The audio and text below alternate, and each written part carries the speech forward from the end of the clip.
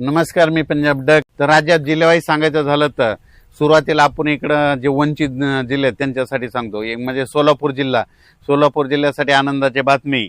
हे यात्रा परतल्याच्या नंतर म्हणजे आजपासूनच माझी यात्रा निघाली की लगेच राज्यामध्ये सोलापूर जिल्ह्याला देखील चांगला पाऊस पडणार आहे म्हणून आनंदाची बातमी. धाराशिव जिल्ह्यात देखील पाऊस पडणार आहे, लातूर जिल्ह्यात देखील पडणार आहे, ह्या 5-6 दिवसामध्ये पडणार आहे.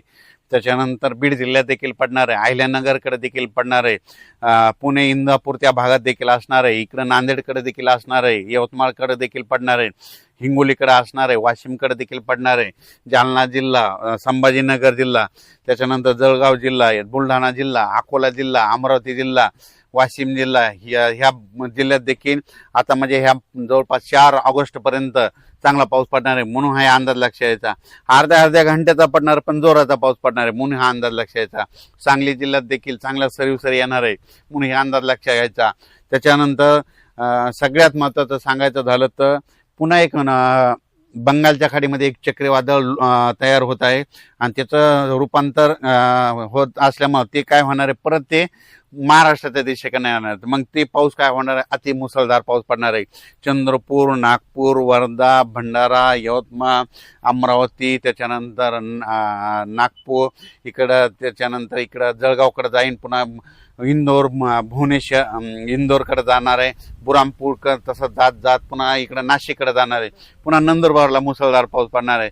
असं करत करत ते पाऊस पुन्हा नाशिक एरियाकडे वळणार आहे, सुरतकडे जाणार आहे, गुजरातकडे पडणार आहे. त्याच्यामुळे काय होणार आहे, परत नाशिककडे पाऊस पडणार आहे. त्याच्यामुळे परत पुन्हा एकदा नद्याला पाणी वाढणार आहे. जे धरण क्षेत्राचा कॅचमेंट एरिया त्यामध्ये पाऊस येणार आहे म्हणून त्यासाठी आनंदाची बातमी. म्हणजे सांगायचं झालं तर आणखीन जवळपास 4 ऑगस्टपर्यंत राज्यात बऱ्याच भागामध्ये पाऊस पडणार आहे म्हणून हे अंदाज सर्व शेतकऱ्यांना लक्षात यायचा. अर्ध्या तासाचा पडणार आहे पण जोरदार पडणार आहे म्हणून हे अंदाज सविस्तर लक्षात घ्यायचा. तर माझा परभणी जिल्हा म्हणून परभणी जिल्ह्यात देखील आज दुपारनंतर, आज 25 तारखेला देखील दुपारनंतर चांगला वेगवेगळ्या भागात जोराचा पाऊस पडणार आहे म्हणून परभणीकरांसाठी आनंदाची बातमी.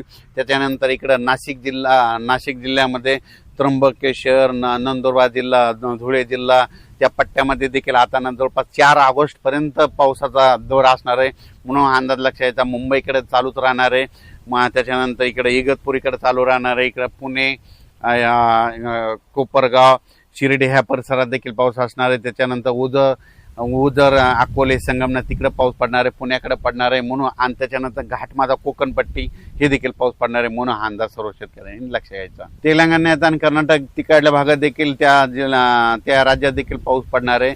पण त्याच्यात सगळ्यात जास्त पाऊस इकडे आपल्या महाराष्ट्राच्या पलीकडे गुजरात आहे. गुजरातमध्ये सुरत, अहमदाबाद, बडोदा त्या तिकडं मात्र अतिवृष्टी होणार आहे म्हणून त्यांनी अंदाज लक्षायचा. मध्य प्रदेशकडे अतिवृष्टी होणार आहे म्हणून त्याच्यामुळं महाराष्ट्रात पाऊस पडणार आहे म्हणून हा अंदाज शेतकऱ्यांनी लक्षात घ्यायचा.